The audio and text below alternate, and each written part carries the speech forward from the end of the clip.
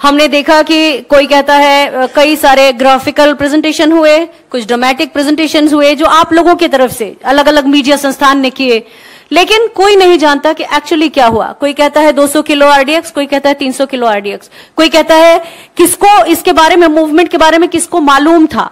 तो हमने देखा कि हेडलाइंस बहुत बदली।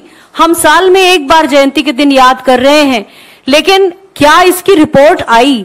क्या ये एक सवाल कि क्या सरकार ने इसकी रिपोर्ट की प्राथमिकता को सबसे पीछे कर दिया है, ये एक सवाल बनता है। और कल जब अभी हाल ही में जो सत्यपाल मलिक जी ने जो बातें कही हैं, उसके रोशनी में ये बातें बहुत जरूरी हैं, जिसमें हमें ये सवाल एक और मन में आता है। ये सारे सवाल हम लोगों के अंदर दिलों में थे, लेकिन सामने नहीं आते थे, क्योंकि हम देखते थे हेडलाइंस बदल रही थी कि जबकि एयरफोर्स का ट्राई सर्विस कोरियर हमेशा मौजूद होता है, उसके बाद डिनाई क्यों किया गया।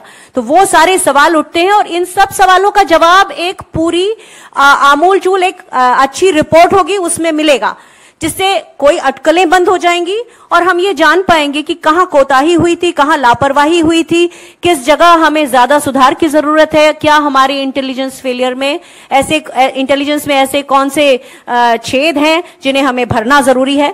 तो ये सारे सवाल हैं हमारे। हम चाहते हैं सरकार इसकी रिपोर्ट को सबसे प्राथमिकता पर राष्ट्रहित में, राष्ट्र की सुरक्षा के लिए राष्ट्र के सामने लेकर आए। और लंबा समय ऑलरेडी निकल चुका है, ये 4 साल निकल चुके हैं। साथ साथ सरकार एक श्वेत पत्र भी जारी करे, जिससे इस तरह के दोहराव हमारा देश कभी ना देखे, ऐसा लोमहर्षक हादसा हमारे सामने कभी ना आए।